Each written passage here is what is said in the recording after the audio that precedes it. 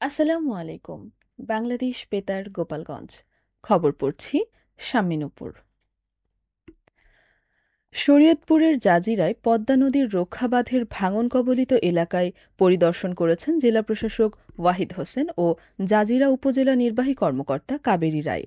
গতকাল দুপুরে জাজিরার মাঝিরঘাট এলাকার অসীমউদ্দিন কান্দি গ্রামের ভাঙন কবলিত এলাকা পরিদর্শন করেন ও ২৬টি পরিবারের মধ্যে নগদ টাকা, ঢেউটিন ও শুকনো খাবার বিতরণ করেন।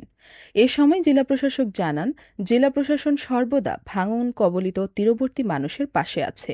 খাদ্য সহায়তার পাশাপাশি যাদের আশ্রয়ের প্রয়োজন তাদের আশ্রয়ের ব্যবস্থা করা হবে। এই অঞ্চলে একটি স্থায়ী বাঁধ নির্মাণের জন্য কর্তৃপক্ষের বরাবর লিখিতভাবে জানানোর কথাও জানান তিনি। পানি উন্নয়ন বোর্ডের নির্বাহী প্রকৌশলী তারেক হাসান সহ পানি উন্নয়ন বোর্ডের কর্মকর্তারা এ সময় উপস্থিত ছিলেন।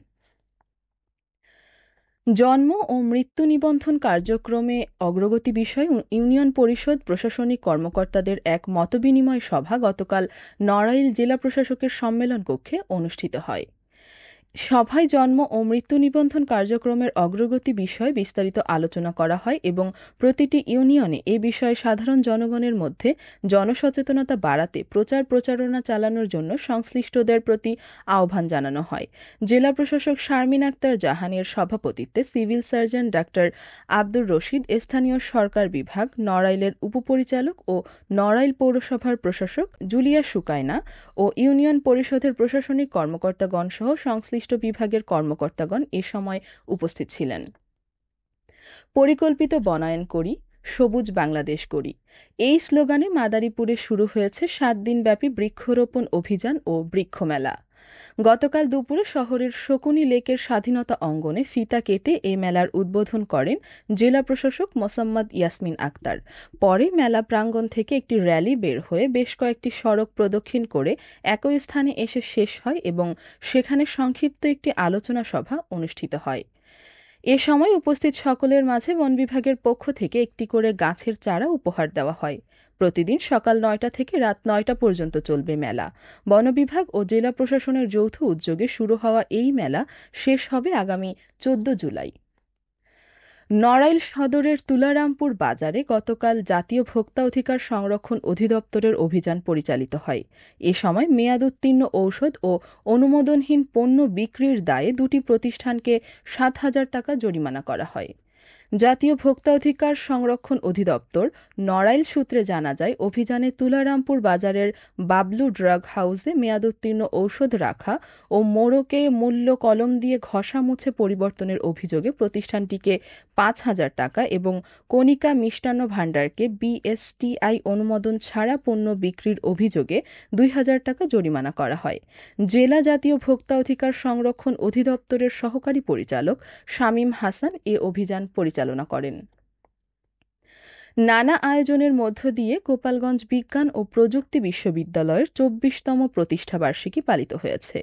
এ উপলক্ষে গতকাল সকাল ৯টায় উপাচার্য অধ্যাপক ড হোসেন উদ্দিন শেখর, উপ উপাচার্য অধ্যাপক ড মোহাম্মদ সোহেল হাসান ও ট্রেজারার অধ্যাপক ড মোহাম্মদ নাজমুল আহসান জাতীয় পতাকা ও বিশ্ববিদ্যালয়ের পতাকা উত্তোলনের মাধ্যমে অনুষ্ঠানের উদ্বোধন করেন।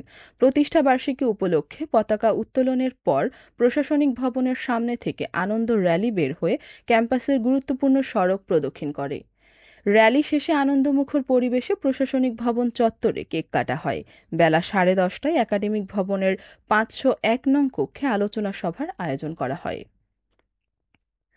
মাদারীপুরের রাজৈরে উচ্চ শব্দে গান বাজানো নিষেধ করায় সেনা সদস্যকে পিটিয়ে পা ভেঙে দেওয়ার ঘটনায় জড়িত ৫ জনকে গ্রেফতার করেছে সেনাবাহিনী। সোমবার রাত ১২টার দিকে রাজৈর আর্মি ক্যাম্পের সদস্যরা অভিযান চালিয়ে তাদের আটক করেন। রাজৈর থানার ভারপ্রাপ্ত কর্মকর্তা মোহাম্মদ মাসুদ আটকের বিষয়টি নিশ্চিত করেছেন। পরে গ্রেফতারকৃতদের রাজৈর থানায় হস্তান্তর করা হয়। গ্রেফতারকৃতরা সবাই রাজৈর উপজেলার বাজিতপুর ইউনিয়নের ৮৪ গ্রামের বাসিন্দা। আহত সেনা সদস্য প্রশান্তকে বরিশাল শেরেবাংলা মেডিকেলে চিকিৎসা দেওয়া হচ্ছে। এখন শুনবেন কৃষি সংবাদ।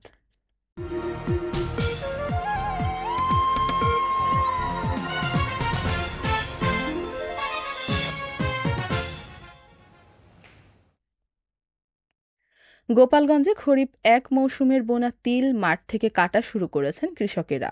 তিলের ফলনও বেশ হয়েছে ভালো। এদিকে এবছর ৩৬০ হেক্টর জমিতে তিল চাষ করা হয়। এছাড়া এই জমি থেকে ৩৬৩ মেট্রিক টন তিল আহরণ সম্ভব হবে বলে আশা কৃষি বিভাগের। সবশেষে আবহাওয়া।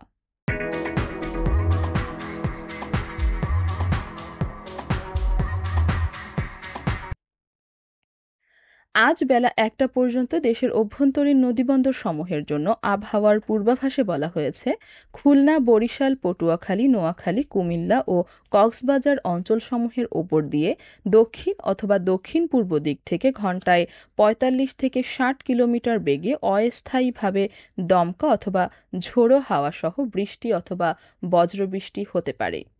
এসব এলাকার নদীবন্দর সমূহকে ১ নম্বর সতর্ক সংকেত দেখাতে বলা হয়েছে।